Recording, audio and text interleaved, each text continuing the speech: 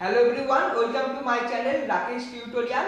আজ আমি দ্বাদশ শ্রেণীর তৃতীয় সেমিস্টারের বাংলা বিষয়ের প্রথম যে গল্পটি রয়েছে আদুরেণী, সেই গল্প নিয়ে আলোচনা করব।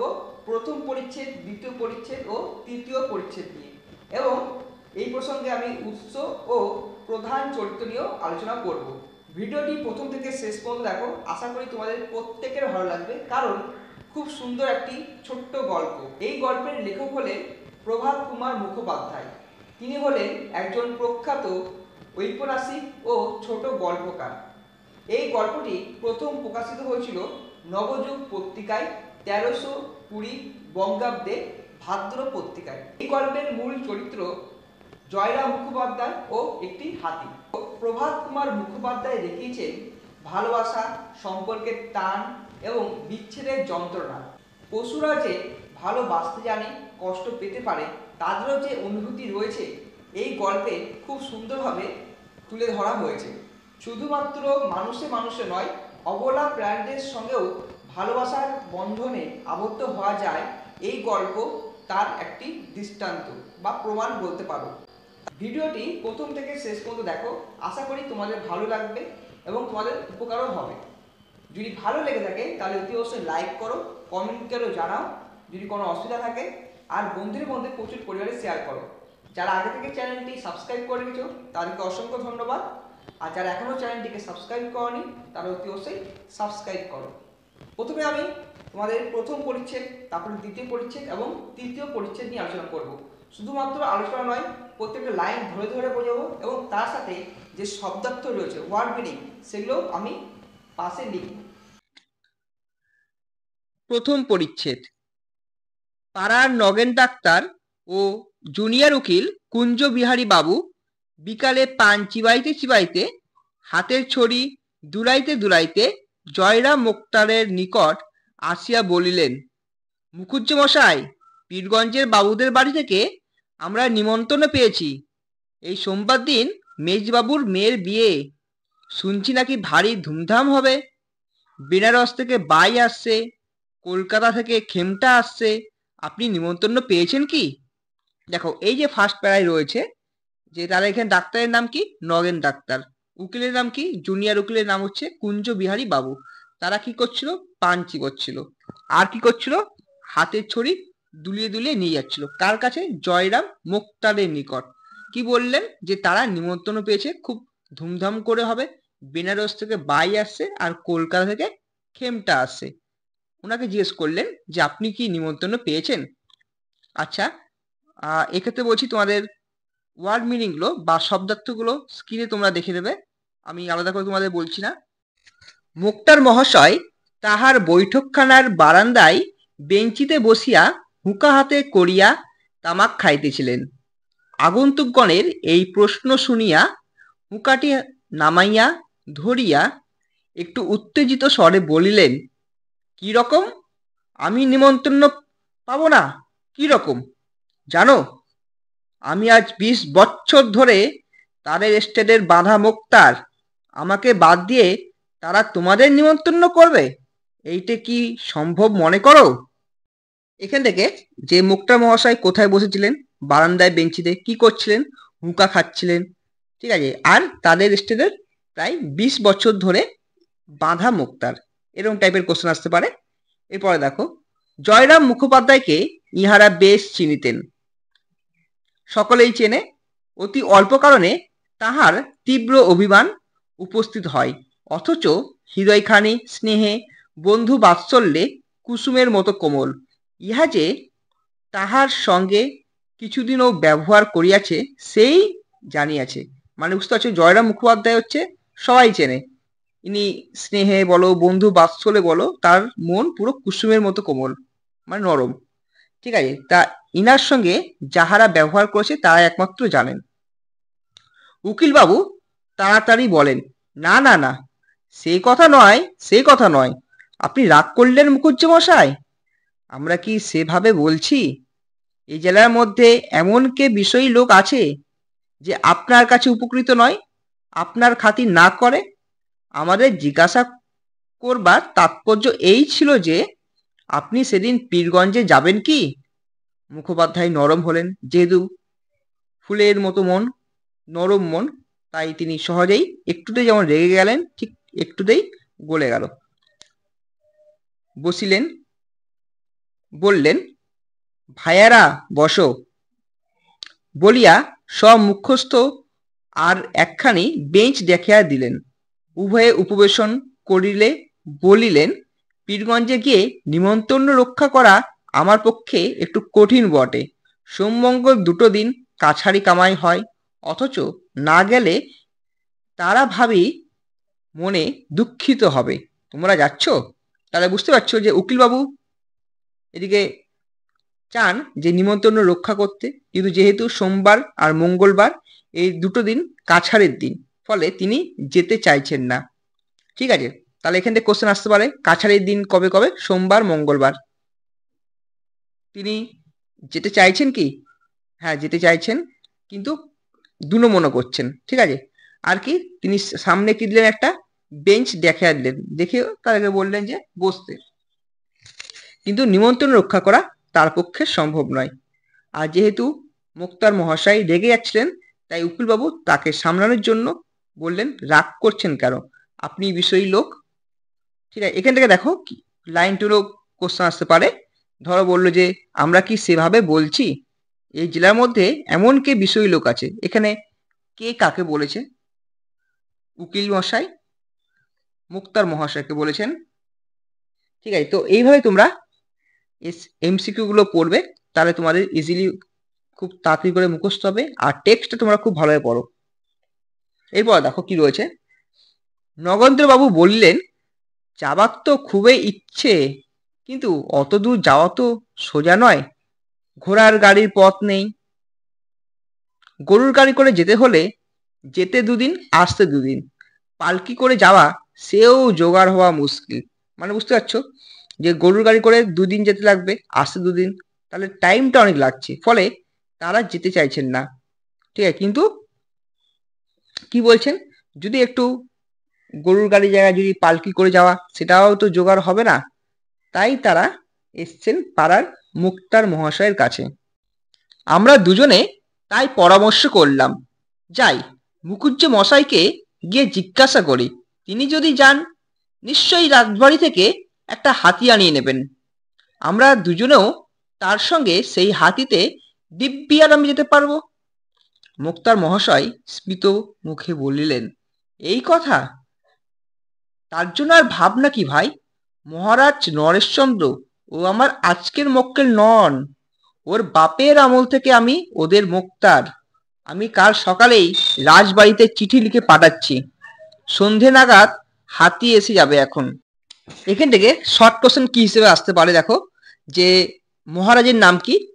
নরেশচন্দ্র। আর তিনি কোন আমল থেকে তাদের মোক্তার? অ্যান্সার হবে ওদের বাপের আমল থেকে, অর্থাৎ নরেশচন্দ্র এবং তার বাবার আমল থেকে। আর তিনি কি লিখবেন? রাজবাড়িতে একটা চিঠি লিখবেন, আর সেই চিঠি লিখলে কি হবে? সন্ধ্যা নাগাদ একটা হাতি এসে যাবে। ঠিক আছে, আর যেহেতু তিনি মুক্তার মশাই, তাই তিনি একবার বললেই হয়তো রাজবাড়ি থেকে এক কথায় বা একটা চিঠিতেই হাতি দেওয়ার সম্ভাবনা রয়েছে। কুঞ্জবাবু বলিলেন, দেখলে হে ডাক্তার, আমি তো বলেইছিলাম। অত ভাবছো কেন? মুখুজ্জ মশাইয়ের কাছে গেলেই একটা উপায় হয়ে যাবে। তা মুখুজ্জ মশাই, আপনাকেও কিন্তু আমাদের সঙ্গে যেতে হবে, না গেলে ছাড়ছি নে। যাবো বই কি ভাইয়া, আমিও যাব, তবে আমার তো বাইখেমটা সোমবার বয়স নেই। তোমরা শোনো, আমি মাথায় এক পঙ্গ বেঁধে একটি ঠেলো হুঁকো হাতে করে লোকজনের অবস্থানা করব। কে খেলো কে খেলো না দেখবো, তদারক করে বেড়াবো, মানে দেখভাল করে বেড়াবো। যেহেতু ওনার বয়সটা একটু বেশি ওনাদের থেকে, তাই তিনি এই কথা বলছেন। এটা হচ্ছে প্রথম পরিচ্ছেদের অংশ বিশেষ। আর আশা করি তোমাদের গল্পটা বেশ ভালো লাগছে, ইন্টারেস্টিং গল্প এটা। আর এখান থেকে এমসিকিউ হিসেবে কি রকম টাইপের কোশ্চেন আসতে পারে সেগুলো নিয়ে আলোচনা করলাম। নেক্সট ভিডিওয় আমি তোমাদের আলাদা করে প্রথম পরিচ্ছেদ, দ্বিতীয় পরিচ্ছেদ ও তৃতীয় পরিচ্ছেদ থেকে একটা এমসিকিউ পাবলিশ করব। তো তোমরা সেটা ভালো করে দেখবে, পারলে খাতায় লিখে নেবে, না হলে যারা পিডিএফ চাইছো তাদেরকে পিডিএফ আমি প্রোভাইড করব। ঠিক আছে, দেখো এই প্যারা থেকে কি কি আসতে পারে, যে মুকুজ্জ মহাশয় বা মুক্তার মহাশয় তিনি কি করবেন, লোকজনকে অভ্যর্থনা করবেন বলে বলেছেন। আর ওনারা কি করবেন, ওনারা খেমটা নাচ দেখবেন। এরপর দেখো দ্বিতীয় পরিচ্ছেদ। পরদিন রবিবার, এদিন প্রভাতে আহ্নিক পূজাটা মুখুজ্জ মহাশয় একটু ঘটা করিয়াই করিতেন। বেলা 9টার সময় পূজা সমাপন করিয়া জল যোগান্তে বৈঠকখানায় আসিয়া বসিলেন। অনেকগুলি মক্কেল উপস্থিত ছিল, তাহাদের সহিত কথাবার্তা কহিতে লাগিলেন। হঠাৎ সেই হাতির কথা মনে পড়িয়া গেল। তখন কাগজ কলম লইয়া চশমাটি পড়িয়া প্রবল প্রতাপান্বিত শ্রী শ্রী মন্মহারাজ শ্রী নরেশচন্দ্র রায়চৌধুরী বাহাদুর আশ্রিত জন প্রতিপালকেশু পাঠ লিখিয়া 2-3 দিনের জন্য একটি সুশীল ও সুবোধ হস্তি প্রার্থনা করিয়া পত্র লিখিলেন। যেহেতু তিনি রাজা, তাই তাকে এই সম্মানে ভূষিত করেছেন। পূর্বেও আবশ্যক হইলে তিনি কতবার এই রূপে মহারাজের হস্তি আনাইয়া লইয়াছেন। একজন ভৃত্যকে ডাকিয়া পত্রখানি লইয়া যাইতে আজ্ঞা দিয়া মুক্তার মহাশয় আবার মক্কেলগণের সহিত কথোপকথনে প্রবৃত্ত হইলেন। তাহলে বুঝতে পারছো কি কি কোশ্চেন আসতে পারে। বেলা 9টা, কি পুজো, আহ্নিক পুজো। ঠিক আছে, এইভাবে কোশ্চেন আসতে পারে।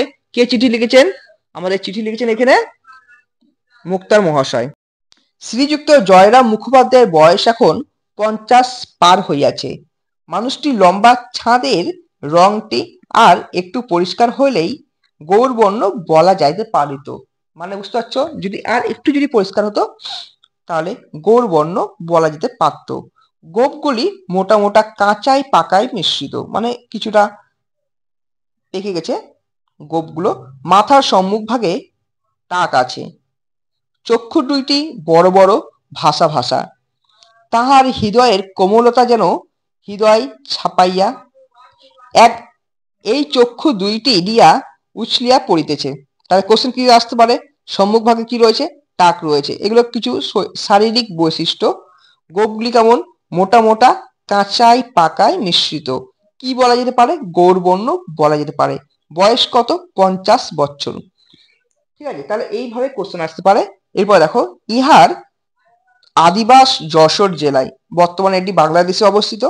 এখানে প্রথম মুক্তারি করিতে আসেন, তখন এদিকে রেলে খোলে নাই। পদ্মা পার করিয়া কতক নৌকা পথে, কতক গরুর গাড়িতে, কতক পদব্রজে মানে হেঁটে আসিতে হইয়াছিল। সঙ্গে কেবলমাত্র একটি ক্যাম্বিসের ব্যাগ এবং একটি পিতলের ঘটি ছিল। সহায় সম্পত্তি কিছুই ছিল না। মাসিক 13 শিকায় একটি বাসা ভাড়া লইয়া নিজ হাতে রাঁধিয়া খাইয়া মুক্তারি ব্যবসায় আবস্তু করিয়া দেন। তারা বুঝতে পারছো কতটা কষ্টকর ছিল। গরুর গাড়িতে বা কেউ হেঁটে এসছে, ঠিক আছে। সহায় কি ছিল, শুধুমাত্র ক্যাম্বিসের ব্যাগ ছিল, একটা পিতলের ঘটি ছিল, আর সহায় সম্পত্তি সেরকম ভাবে কিছুই ছিল না। আর মাসিক 13 শিকায় একটা ঘর ভাড়া নিয়েছিল, ঠিক আছে। আর নিজ হাতেই রান্না করতো, আর সেই নিজ হাতে রান্না করার পর মুক্তারি ব্যবসা করতো। এইভাবেই তার দিন চলতো, ঠিক আছে। এখন সেই জয়রাম, মানে জয়রাম মুখোপাধ্যায়ের কথা বলা হয়েছে।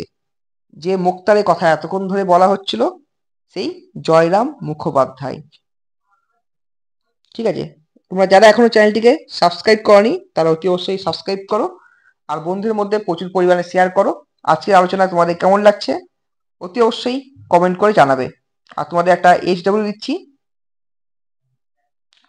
যে ফার্স্ট কোশ্চেন হচ্ছে জয়রাম মুখোপাধ্যায়ের আদিবাস কোথায়। সেকেন্ড কোশ্চেন হচ্ছে মুক্তারের নাম কি ছিল। জয়রাম মুখোপাধ্যায়ের বয়স কত ছিল। এই 3টি কোশ্চেন তোমরা আমাকে কমেন্ট করে জানাবে। দেখো, এখন সেই জয়রাম মুখোপাধ্যায় পাকা দালান কোঠা করিয়াছেন, বাগান করিয়াছেন, পুকুর কিনিয়াছেন, অনেকগুলি কোম্পানির কাগজও কিনিয়াছেন। সে সময়ের কথা বলিতেছি, তখন এই জেলায় ইংরেজিওয়ালা মুক্তারের আবির্ভাব হইয়াছে বটে, কিন্তু জয়রাম মুখুজ্জকে তাহারা কেউ হাঁটাতে পারে নাই। মানে জয়রাম মুখোপাধ্যায়ের বাংলা মিডিয়ামের মুক্তার, কিন্তু ইংরেজিওয়ালা মুক্তার অনেক আবির্ভাব হয়েছে, কিন্তু জয়রাম মুখোপাধ্যায় ধারের কাছেও আসেনি। মানে এতটাই বড় মাপের তিনি মুক্তার ছিলেন, কিন্তু জয়রাম মুখুজ্জকে তাহারা কেউ হাঁটাইতে পারে নাই। তখনও ইনি এ জেলার প্রধান মুক্তার বলিয়া গণ্য। মুখোপাধ্যায় মহাশয়ের হৃদয়খানি অত্যন্ত কোমল ও স্নেহপ্রবল হইলেও মেজাজটা কিছুটা রুক্ষ। যৌবনকালে ইনি রীতিমতো বদরাগী ছিলেন, এখন রক্ত অনেকটা ঠান্ডা হইয়া আসিয়াছে। মানে যখন ইয়াং ছিল তখন রক্ত একটু গরম ছিল, যেটা হয়ে থাকে সবার অনেকের। সেকালে হাকিমেরা একটু অবিচার অত্যাচার করিলেই মুখুজ্জে মহাশয় বাগিয়া চেঁচাইয়া অনর্থপাত করিয়া তুলিতেন। মানে একটু যদি এদিক এদিক হতো ব্যাস চিৎকার চেঁচামেচি করতে শুরু করতেন। একদিন এজলাসে এক ডেপুটির সহিত ইহার বিলক্ষণ বচসা হইয়া যায়। বচসা মানে কথা কাটাকাটি। বিকালে বাড়ি আসিয়া দেখিলেন তাহার মঙ্গলা গায়ে একটি এরে বাছুর প্রসব করিয়াছে। তখন আদর করিয়া উক্ত ডেপুটি বাবুর নামে বাছুরটির নামকরণ করিলেন। ঠিক আছে, তাহলে তিনি কার নামে বাছুরটির নামকরণ করেন? উক্ত ডেপুটি বাবুর নামে। গায়ের নাম কি ছিল? মঙ্গলা গায়ে। ঠিক আছে, তো এইভাবে তোমাদের শর্ট কোশ্চেন আসতে পারে। যৌবনকালে তিনি কি ছিলেন? রীতিমতো বদরাগী ছিলেন। আর তিনি কার সঙ্গে কোথায় করেছিলেন ঝগড়া? এজলাসে। লোক পরম্পরায় ক্রমে এই কথা শুনিয়াছিলেন এবং বলা বাহুল্য নিতান্ত প্রীতিলাভ করেন নাই। আর একবার এক ডেপুটির সম্মুখে, তাহলে বুঝতে পারছো লোক পরম্পরায় যে গায়ের নাম রাখা হয়েছিল ডেপুটি বাবুর নামে, সেটা সবার কাছে চলে গেছিল, আর কিন্তু সেটা লোকের কাছে কিন্তু খুব একটা ভালো নজরে আসেনি। ঠিক আছে, তাহলে বুঝতে পারছো এখান থেকে কি কি এমসিকিউ হিসেবে আসতে পারে। তোমরা খুব ভালো করে টেক্সট বুকটা পড়ো। যখন হাতে টেক্সট বুক পাবে তোমরা তখন টেক্সট বুকের নিচে আন্ডারলাইন করে করে পড়বে, তাহলে তোমাদের সুবিধা হবে পড়তে। আর যতদিন না বই পাচ্ছ তোমরা ইউটিউবের বিভিন্ন রকম চ্যানেল রয়েছে, তোমরা সেগুলো দেখো। আর একবার এক ডেপুটির সম্মুখে মুখুজ্জ মহাশয় আইনের তর্ক করিতেছিলেন, কিন্তু হাকিম কিছুতেই ইহার কথায় সাই দিতেছিলেন না। অবশেষে রাগের মাথায় জয়রাম বলিয়া বসিলেন, আমার স্ত্রী যতটুকু আইন জ্ঞান আছে হুজুরের তাও নাই দেখছি। মানে রাগের মাথায় বলেছেন। সেদিন আদালত অবমাননার জন্য মোক্তার মহাশয়ের 5 টাকা জরিমানা হইয়াছিল। এই আদেশের বিরুদ্ধে তিনি হাইকোর্টে অবধি লড়িয়েছিলেন। বুঝলে, মানে হচ্ছে যে যেহেতু তিনি একজনকে অপমান করেছেন তাই তাকে এটা 5 টাকা জরিমানা দিতে হয়েছিল, আর এর জন্য তিনি হাইকোর্ট পর্যন্ত গেছিলেন। মুখোপাধ্যায় যেমন অনেক টাকা উপার্জন করিতেন, তেমনি তাহার ব্যয়ও যথেষ্ট ছিল। তিনি অকাতরে অন্নদান করিতেন। অত্যাচারিত উৎপীড়িত গরিব লোকের মোকদ্দমা তিনি কত সময় বিনা ফিসে, মানে কোনো টাকা না নিয়ে তিনি পুরো মোকদ্দমা লড়তেন। ঠিক আছে, তো তিনি একজন যেমন কোমল মনের মানুষ ছিলেন, তেমনি উদার মনেরও মানুষ ছিল। যেহেতু তোমাদের এটা এমসিকিউ থাকবে, ফলে অত ভাষার মাধুর্য নিয়ে কোনো এসে যায় না, তাও তোমরা চেষ্টা করবে ফার্স্ট সেমিস্টারকে যেমন করে এসেছিলে ঠিক সেরকম ভাবেই থার্ড সেমিস্টারেও চেষ্টা করো যে ভাষার মাধুর্যের দিকে নজর কাটতে, বিশেষ করে 4th সেমিস্টারের জন্য। এমনকি নিজ অর্থ ব্যয় পর্যন্ত করিয়া চালাইয়া দিয়াছেন। প্রতি রবিবার অপরাহ্ন কালে পাড়ার যুবক বৃদ্ধগণ মোক্তার মহাশয়ের বৈঠকখানায় সমর খেলিয়া থাকেন। অদ্য সেইরূপ অনেকে আগমন করিয়াছেন। পূর্বোক্ত ডাক্তারবাবু ও উকিলবাবু আছেন, মানে আগে যে দুজন ছিলেন। ঠিক আছে, তো এই যে এতক্ষণ ধরে বলা হলো দ্বিতীয় পরিচ্ছেদের কিছু অংশ বা প্রথম পরিচ্ছেদের কিছু অংশ, সেখানে মুক্তার জয়রাম মুখোপাধ্যায়ের ব্যাপারে অনেক কিছু বলা হলো। আর সেই সময় পাড়ার যে ডাক্তার ছিলেন এবং উকিলবাবু ছিলেন তাদেরও উপস্থিতির কথা বলা হয়েছে। হাতিকে বাঁধিবার জন্য বাগানে খানিকটা স্থান পরিষ্কৃত করা হইতেছে। হাতি রাতে খাইবে বলিয়া বড় বড় পাতাশুদ্ধ কয়েকটা কলা গাছ ও অন্যান্য বৃক্ষের ডাল কাটাইয়া রাখা হইতেছে। মানে যেহেতু হাতিকেই একটু ভালো করে রাখবে, তাই মুক্তার মহাশয় সে সমস্ত তদারক করিতেছেন। মাঝে মাঝে বৈঠকখানায় আসিয়া কোনো ব্রাহ্মণের হাত হইতে হুঁকাটি লইয়া দাঁড়াইয়া দাঁড়াইয়া দুই চার, মানে দুবার চারবার, ঠিক আছে, দুই চারি টান দিয়া আবার বাহির হইয়া যাইতেছিলেন। দেখো, তিনি যেহেতু ব্রাহ্মণ, তাই ব্রাহ্মণের হাতে হুঁকা নেবেন। এটা যদিও এখনকার যুগে সেটা চলে না। সন্ধ্যার কিছু পূর্বে জয়রাম বৈঠকখানায় বসিয়া পাশা খেলা দেখিতেছিলেন। তখনকার যুগে পপুলার একটা খেলা ছিল পাশা খেলা, এখন গ্রাম বাংলায় খুব একটা হয় না। এমন সময় পত্রবাহক ভৃত্য ফিরিয়া আসিয়া বলিলেন, হাতি পাওয়া গেল না। এরপর দেখো কি লেখা আছে।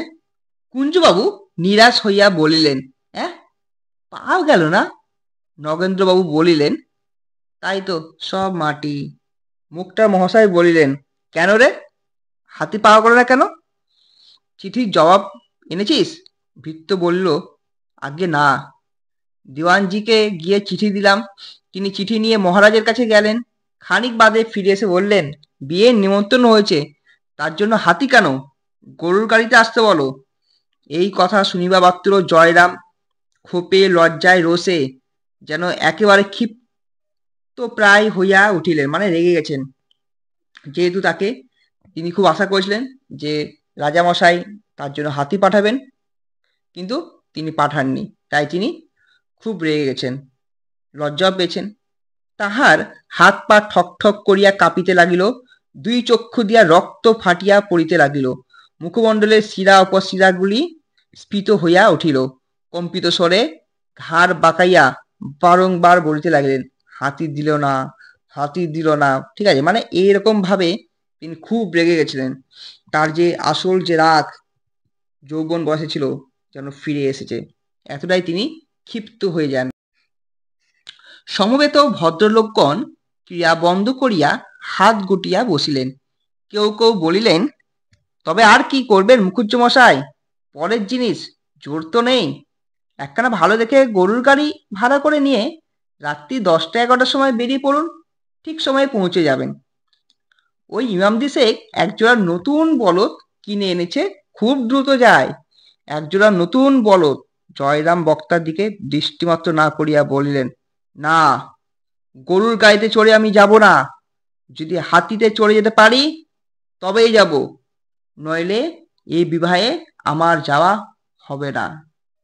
তাহলে বুঝতে পারছো তিনি প্রচুর রেগে গেছিলেন, যেহেতু দুজন ব্যক্তি, একজন পাড়ার নগেন ডাক্তার, একজন উকিল, তারা যেহেতু মুক্তার মহাশয়কে একটু উস্কে দিয়েছিলেন যে হাতিতে চড়ে যাব, তাই তিনি ভাবছেন যে যদি একটা রাজাকে চিঠি লিখি তাহলে রাজা হয়তো কিছু ব্যবস্থা করে দেবেন।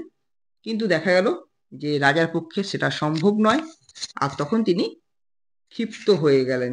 আর ক্ষিপ্ত হওয়ার পর বলছেন, না, গরুর গাড়িতে কিছুতেই যাব না। তাই তিনি বলছেন, গেলে হাতেই যাব, হাতি ছাড়া অন্য কোনো উপায়ে যাব না। শর্ট কোশ্চেন কি আসতে পারে এমসিকিউ হিসাবে? বক্তা কটার সময় বলেছেন? রাত 10টা-11টা। কার দুটো জোড়া বলদ এসেছে? ইমামদি শেখ। ঠিক আছে, তো এইভাবে শর্ট কোশ্চেনগুলো আসতে পারে। এরপর দেখো কি লেখা আছে। তৃতীয় পরিচ্ছেদ, প্রথম পরিচ্ছেদ এবং দ্বিতীয় পরিচ্ছেদ পড়ানো শেষ। তৃতীয় পরিচ্ছেদ। শহর হইতে 2-3 ক্রোশের মধ্যে 2-3 জন জমিদারের হস্তি ছিল। সেই রাত্রেই জয়রাম তৎস্থানে লোক পাঠিয়ে দিলেন, মানে জমিদার ছিল, সেই জমিদারের কাছেই তিনি লোক পাঠিয়ে দিল। যদি কেউ হস্তি বিক্রয় করে তবে কি নিবেন, মানে যেহেতু জমিদারের কাছে হাতি থাকে, তাই তিনি কি ভাবছেন যে আমি হাতির দরকার হলে কিনে নেব, তাও যাব। রাত্রি 2 প্রহরের সময় একজন ফিরিয়া আসিয়া বলিল, বীরপরের উমাচরণ লাহিড়ীর একটি মাদি হাতি আছে, এখনো বাচ্চা, বিক্রি করবে, কিন্তু বিস্তর দাম চাই, মানে অনেক দাম চাইছে। কত? 2000 টাকা। না সোয়ারি, নিতে পারবে? কুছ পরোয়া নেই, তাই কিনবো, এখনই তুমি যাও, কাল সকালে যেন হাতি আসে। মানে 2,000 টাকা তখনকার যুগে যদি অনেকটা ছিল, কিন্তু তিনি বলছেন না, 2,000 টাকা হোক আর 2,00,000 টাকা হোক, আমার হাতি চাই। কাল সকালেই যেন হাতি আসে, লাহারি মশাইকে আমার নমস্কার জানিয়ে বলো, হাতির সঙ্গে যেন কোনো বিশ্বাসী কর্মচারী পাঠিয়ে দেন, হাতি দিয়ে টাকা নিয়ে যাবে। মানে কোনো বিশ্বস্ত কর্মচারী পাঠাতে হবে, আর হাতি দেবে, আর তিনি তার বিনিময়ে টাকা দেবেন। কত টাকা? 2,000 টাকা। পরদিন বেলা 7টার সময় হস্তিনী আসিল, তাহার নাম আদুরিনী। এবারে এইখান থেকেই গল্পের ক্লাইম্যাক্স শুরু হচ্ছে, যে তৃতীয় পরিচ্ছেদে কিভাবে হাতির সঙ্গে জয়রাম মুখোপাধ্যায়ের সম্পর্ক, সেই সম্পর্কের কথা এখানে বলা হয়েছে। লাহিড়ী মহাশয়ের কর্মচারী রীতিমতো স্ট্যাম্প কাগজে রসিদ লিখিয়া দিয়া 2,000 টাকা লইয়া প্রস্থান করিল। রীতিমতো হাতি আসিবা মাত্র পাড়ার তাবৎ বালক বালিকা আসিয়া বৈঠকখানার উঠানে ভিড় করিয়া দাঁড়াইল। যেই হাতি এলো, যেহেতু আমাদের এখানে যদি হাতি আসে বা তোমাদের পাড়ায় যদি হাতি আসে, তোমরা কিন্তু সবাই ভিড় করবে, দেখবে। এখন তো সেলফির যুগ, সেলফি তোলা শুরু হয়ে যাবে হাতিকে নিয়ে। হাতির সুরে মধ্যে বসবে কেউ, তাই তো, কেউ পিঠের মধ্যে বসবে, এইভাবে তোরা সেলফি তুলতে শুরু করে দেবে। ঠিক সেরকম সেই সময়ও একটা, যেহেতু হাতি এসছে পাড়ায়, তাই সবাই চলে এসছে। 2-1 অশিষ্ট বালক, মানে অশান্ত, সুর করিয়া বলিতে লাগিল, হাতি তোর গদা পায়ে নাতি। বাড়ির বালকেরা ইহাতে অত্যন্ত ক্রুদ্ধ হইয়া উঠিল এবং অপমান করিয়া তাহাদিগকে বহিষ্কৃত করিয়া দিল। হস্তিনী গিয়া অন্তঃপুরদ্বারের নিকট দাঁড়াইল। মুখুজ্জে মহাশয় বিপত্নী তাহার জ্যেষ্ঠা পুত্রবধূ একটি ঘটিতে জল লইয়া সভয় পদক্ষেপে বাহির হইয়া আসিলেন। কম্পিত হস্তে তাহার পদচতুস্তয়ে সেই জল একটু একটু ঢালিয়া দিলেন। মাহুতের ইঙ্গিতানুসারে আদুরিনী তখন জানু পাতিয়া বসিল, মানে বসে পড়ল। তারা বোঝা গেল যে যেহেতু তার জ্যেষ্ঠা পুত্রবধূ তাকে ভয় পায়, তাই তিনি কম্পিত স্বরে বা কম্পিত ভাবে আস্তে আস্তে করে জল দিচ্ছেন। ঠিক আছে, তো এখানে খুব ইম্পর্টেন্ট কোশ্চেন, যে হাতির নাম কি ছিল, তাছাড়া বাচ্চাগুলো কি বলছিল, এগুলো ইম্পর্টেন্ট কোশ্চেন। ঠিক আছে, তো এগুলো খুব ভালোভাবে পড়বে। এরপর দেখো, বড় বধূ তৈল ও সিঁদুরে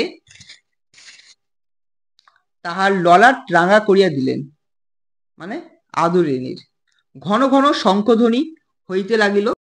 আবার দাঁড়াইয়া উঠিলে একটা ধামায় ভরিয়া আলো চাল, মানে আতর চাল, কলা ও অন্যান্য মাঙ্গল্য দ্রব্য তাহার সম্মুখে রক্ষিত হইল। সুর দিয়া তুলিয়া তুলিয়া কতক সে খাইল, অধিকাংশ ছিটাইয়া দিল, মানে এদিক এদিক হয়ে গেল। এইরূপে বরণ সম্পন্ন হইলে রাজহস্তির জন্য সংগৃহীত সেই কদলীকাণ্ড ও বৃক্ষ শাখা আদরিণী ভোজন করিতে লাগিল। যেহেতু রাজমশাই ওই হাতি পাঠানোর কথা ছিল, তাই তিনি আগে থেকে পরিষ্কার পরিচ্ছন্ন করে রেখেছিলেন, এবং তার জন্য কলা গাছও কেটেছিল, বড় বড় বৃক্ষ শাখাও কেটেছিল। তাই আদরিণী সেই গাছ বা গাছের পাতাগুলো ভক্ষণ করিল। নিমন্ত্রণ রক্ষা করিয়া পীরগঞ্জ হইতে ফিরিবার পরের দিন, মানে এই হাতি করে কিন্তু তিনি গিয়েছিলেন নিমন্ত্রণ খেতে, আর নিমন্ত্রণ রক্ষা করিয়া পীরগঞ্জ হইতে ফিরিবার পরদিন বিকালেই মহারাজ নরেশচন্দ্রের সহিত মুখোপাধ্যায় মহাশয় সাক্ষাৎ করিতে গেলেন। তাহলে কি, পীরগঞ্জে যখন ফিরল সেই মহারাজ নরেশচন্দ্র, যাকে তিনি হাতি দিয়েছিলেন, বলা বাহুল্য হস্তি পৃষ্ঠে আহরণ করিয়াই গেলেন, মানে হাতির পিঠেই করে তিনি গেলেন, যেহেতু নরেশচন্দ্রের কাছে যাচ্ছে। এরপর দেখো, মহারাজের দ্বিতল বৈঠকখানার নিম্নে বিস্তৃত প্রাঙ্গণ, প্রাঙ্গণের অপর প্রান্তে হস্তি প্রবেশের সিংহদ্বার। বৈঠকখানায় বসিয়া সমস্ত প্রাঙ্গণ ও সিংহদ্বারের বাহিরেও অনেক দূর অবধি মহারাজের দৃষ্টিগোচর হইয়া থাকে। রাজ সমীপে উপনীত হইলে মুখোপাধ্যায় মহাশয় তাহাকে আশীর্বাদ করিয়া আসন গ্রহণ করিলেন। মোকদ্দমা ও বিষয় সংক্রান্ত 2-4 কথার পর মহারাজা জিজ্ঞাসা করিলেন, মুখুজ্যমশাই, ও হাতিটি কার? মুখুজ্যমশাই বিনীতভাবে বলিলেন, আজ্ঞে, হুজুর বাহাদুরেরই হাতি। মহারাজ বিস্মিত হইয়া বললেন, আমার হাতি? কই, ও হাতি তো কোনো দিন আমি দেখিনি। তাহলে বোঝা যাচ্ছে যে তিনি হুজুকের বসে একটা হাতি কিনে ফেলেছেন। আর বলছে কি, এটা